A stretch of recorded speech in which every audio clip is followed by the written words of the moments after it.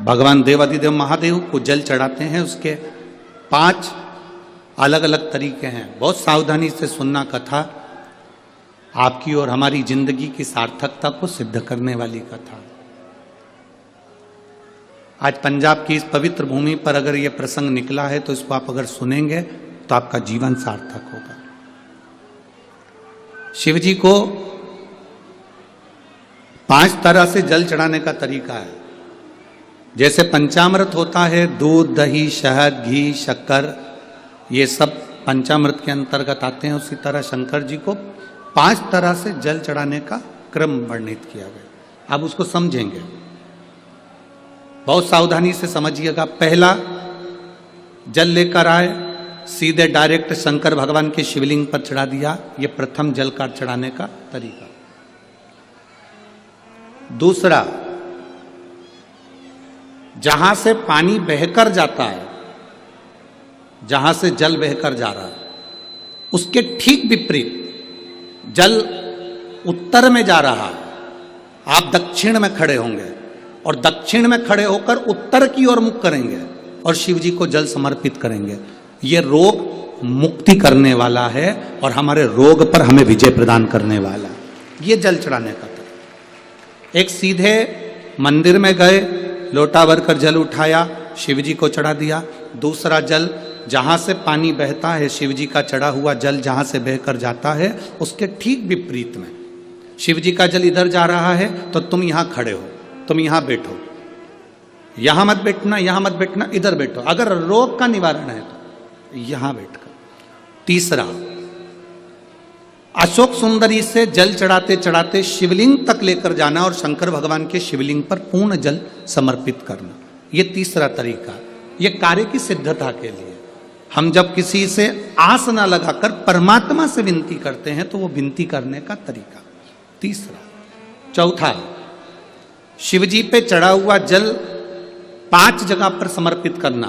गणेश जी, कार्तिकेय, अशोक सुंदरी, शिवलिंग और जलाधारी। ये चौथा क्रम है। जब जिस नारी का, जैसे एक पत्र है, देखिए,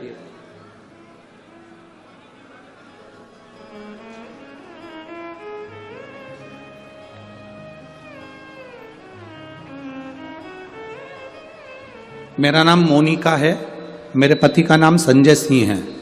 मैं दिल्ली स्वरूप नगर की निवासी हूँ। कहीं बैठी हो तो हाथ हिला सकती हैं। अगर कहीं बैठी हो तो हाथ हिला सकती हैं। मेरा नाम मोनिका है, मेरे पति का नाम संजय सिंह है। मैं दिल्ली स्वरूप नगर की निवासी हूँ। मेरा फ़ोन नंबर ये है। कहीं बैठी हैं? अच्छा, सीढ़ी पर है। ठीक है, आप हाथ हिला दीजिए। श्री शिवाय नमस्तुभ्यम। ठीक है, कैमरे वालों को दिख गया है ना? ठीक है। भोले बाबा की कृपा का मैं क्या वर्णन करूं गुरुदेव। आप जो जल चढ़ाने का तरीका वर्णित करते हो, अगर उसको नियम से धारण करने वाला व्यक्ति होता है तो बाबा सुनता जरूर है। गुरुदेव, 2013 में मेरी शादी हुई, मुझे संतान का सुख नहीं हुआ। 10 साल हो गए, औलाद नहीं हुई। दिल्ली का एक एक हॉस्पिटल जिसको हम दिखा सकते थे, अच्छे से अच्छा डॉक्टर जिससे हम जांच करा सकते थे, उसके अनुसार हमारे को संतान का सुख नहीं था।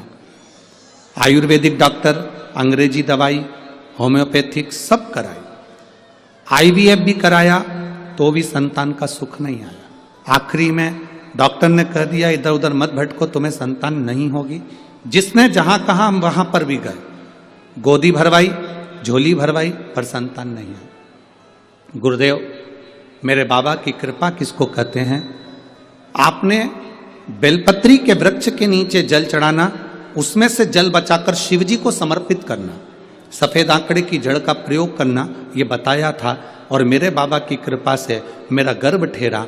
मेरे बाबा ने मुझे आज 10 साल के बाद औलाद दी है।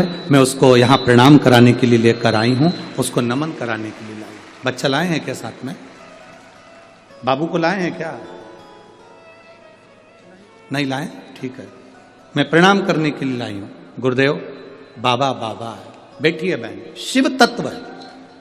एक जल चढ़ाने का तरीका, शिव जी को हम जो जल चढ़ाते हैं उसका एक तरीका भी हमारी जिंदगी में अगर हमने उसको स्मरण में रख लिया तो हमारी कार्य की सिद्धता को सिद्ध कर देता, हमें सफलता की ओर लेकर चले जाता है।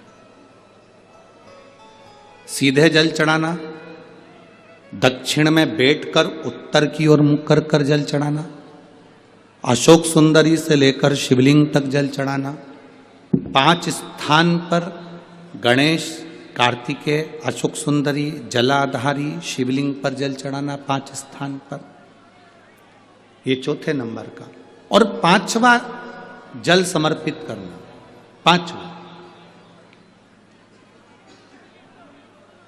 5वें नंबर का जल।